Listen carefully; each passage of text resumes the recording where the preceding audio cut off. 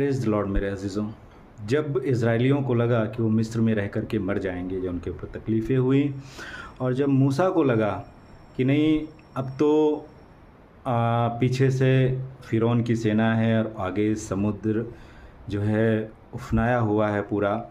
और जब सुनैमिन स्त्री को लगा कि अकाल पड़ा हुआ है और अब क्या है कि अब तो मेरे पास सिर्फ़ कुप्पी भर तेल और मुट्ठी भर मैदा है, खा कर के मर जाना है।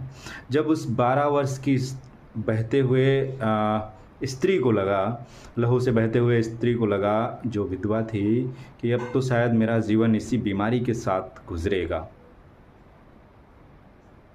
मेरे अज़ीज़ों, ये सारे लोग जब प्रभु यीशु मसीह से मिलते हैं, जब खुदावन से मिलते हैं, तो इनकी ज़िंदगी में एक नया द्वार खुलता है।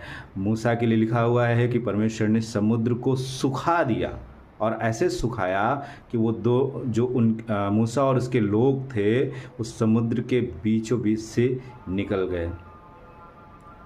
सुनैमिन स्त्री के लिए लिखा हुआ है कि जब परमेश्वर का दास उसके पास पहुंचा तो उसने परमेश्वर के दास के कहे अनुसार किया और जैसा उसने किया, और बाइबल बताती है कि उसके कुप्पी से ना तो तेल कम पड़ा और ना ही उसका जो है बर्तन से मैदा कम पड़ा।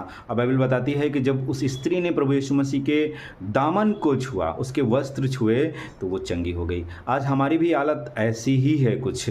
हमें ऐसा लगता है कि अब हमारे पास फाइनेंशियल प्रॉब्लम है, शायद इस फाइनेंशियल प्रॉब्लम के साथ ही पूरी ज़िंदगी व्यतीत करना पड़ेगा। हो सकता है हम में से कई लोगों के पास बीमारियाँ हों जो कई सालों से चली आ रही हों और ऐसा लग रहा हो कि अब तो हमें बस सिर्फ़ और सिर्फ इस बीमारी के साथ गुजारा करना। लेकिन नहीं मेरे अज़ीज़ों, बाइबल बताती है कि तुम्हारे लिए एक नया रास्ता परमेश्वर खोलेगा।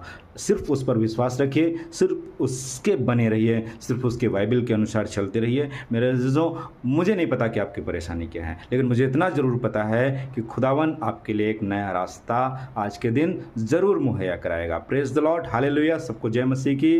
प्रभु में खुश रहें, आनंदित रहें और परमेश्वर के वचन और परमेश्वर के साथ हमेशा चलते रहें। हालेलुया। Praise the Lord.